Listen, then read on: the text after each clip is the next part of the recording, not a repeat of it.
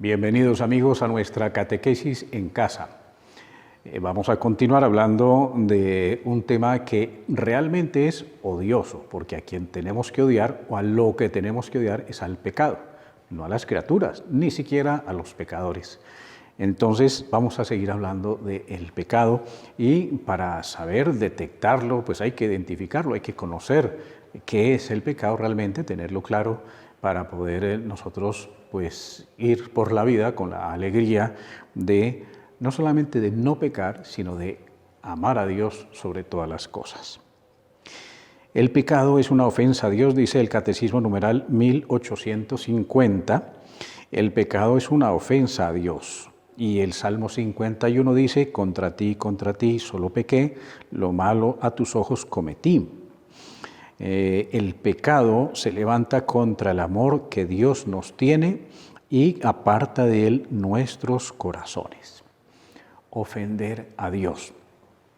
Dios en su infinita bondad nos dio a conocer de una manera explícita, que se llama positiva, su ley, la ley que todos tenemos, que podemos identificar en nuestro corazón, esa ley moral natural, y que por medio de la conciencia sabemos discernir lo que está bien de lo que está mal, pues como un gesto, un acto muy concreto del amor y la misericordia que Dios nos tiene, pues enumeró claramente en 10 puntos lo que llamamos los 10 mandamientos, el decálogo, como para decirnos cuáles son como esos fallos principales que tenemos que evitar o cuáles son esas cosas correctas que debemos hacer para ir obedeciendo a Dios, porque a veces nos podemos confundir y ya hablaremos de los diferentes modos de por qué nos podemos confundir y no identificar bien dónde está el pecado, cuál es el pecado. Entonces Dios nos da a conocer su ley, la ley en la cual nos muestra qué es lo correcto para que nosotros reconozcamos, identifiquemos con facilidad cuando podemos fallar, pues para no fallar, obviamente. Los mandamientos no son entonces como una ley arbitraria, no son pues una lista de cosas que un día a Dios se le ocurrieron y se las contó a Moisés y Moisés se las dio a conocer al pueblo de Israel como si fueran como una ley caprichosa. Entonces digamos que esto es pecado y digamos que el otro es pecado, sino que los mandamientos son ese conocer la voluntad de Dios, ¿no? Para qué Él nos creó y cómo debemos conducirnos correctamente. Y es importante entender los mandamientos como un regalo de la bondad de Dios, porque muchos interpretan los mandamientos como decíamos hace un momento, como una ley caprichosa, incluso como una ley anticuada, que eso era antes, ¿no?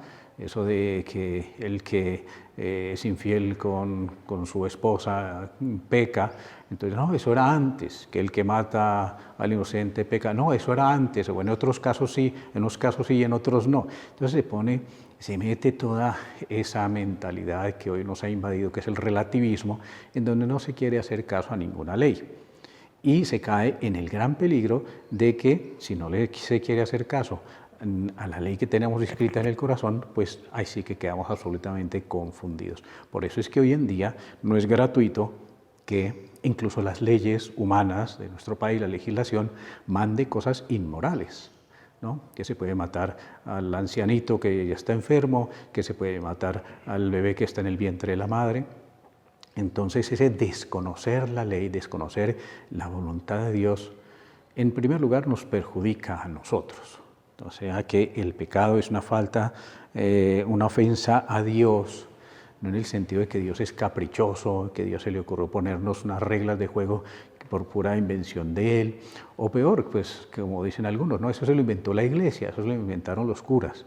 No, Dios nos creó y nos dio la capacidad de razonar, de vivir, entender las cosas con inteligencia, de ver el orden que le pone al mundo, y no solo el orden, digamos, en las leyes de la naturaleza, en las leyes, pues la ley de la gravedad, las leyes de físicas que se cumplen siempre porque la naturaleza tiene un orden, sino también las leyes morales, el recto obrar, el hacer el bien. ¿Quién es el legislador de todo? Pues Dios, el que creó las cosas, porque es el que sabe para qué las creó. Y si creó por encima de todas las criaturas, creó al ser humano y le dio capacidad de razonar, de reflexionar, de darse cuenta, de conocer, de admirar, de agradecer, pues entonces es para que use rectamente esas cualidades, esas capacidades para hacer que este mundo sea mejor y no peor. Entonces, el pecado, repito, no es una ley caprichosa. No es los mandamientos no son una ley caprichosa que nos dice esto es pecado y aquello no es pecado. No es arbitrario que una cosa sea pecado. El pecado simplemente es el desobedecer el orden que Dios le puso a las cosas. Y cuando nosotros obedecemos, somos más libres. Cuando obedecemos a quien debemos obedecer. Y cuando obedecemos a Dios, pues quiere decir que vamos cumpliendo aquello de hágase tu voluntad, ¿no? ¿Quién sabe más, Dios o yo?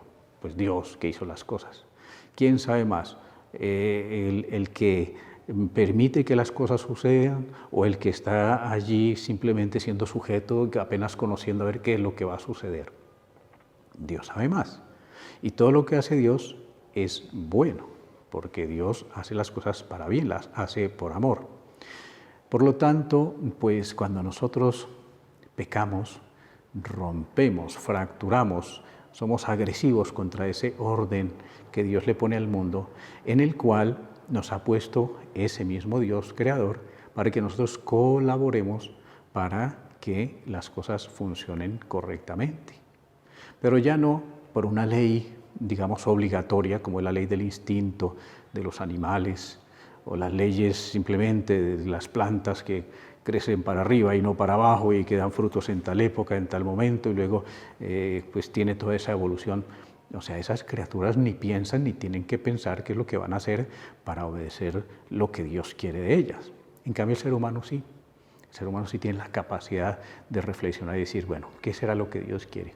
O de pronto no en ese plano de lo que Dios quiera, sino en el plano de qué es lo correcto, que también está bien planteárselo. Y resulta que lo correcto es lo que Dios quiere, pero, obviamente, ¿no?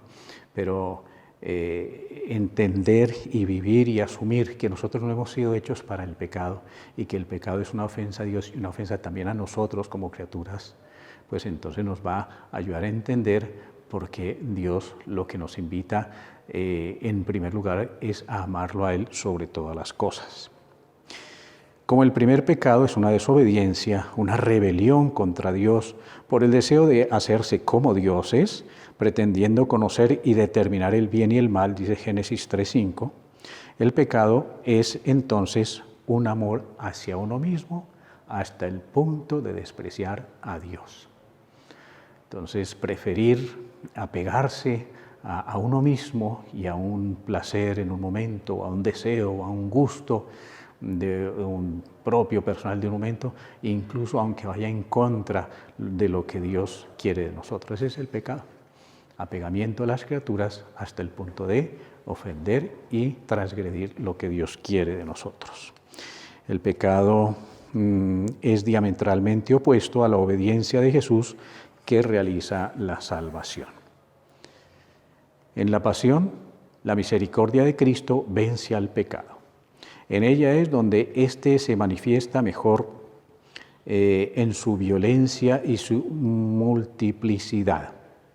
Cuando vemos toda la historia, todas las escenas de la pasión de Cristo, vemos pues cómo el pecado es violento y cómo es múltiple, dice aquí la multiplicidad de ese mal, en la incredulidad, el rechazo, las burlas por parte de los jefes del pueblo, la debilidad de Pilato, la crueldad de los soldados, la traición de Judas, ¿no? Entonces todas son acciones erróneas, ¿no? Equivocadas.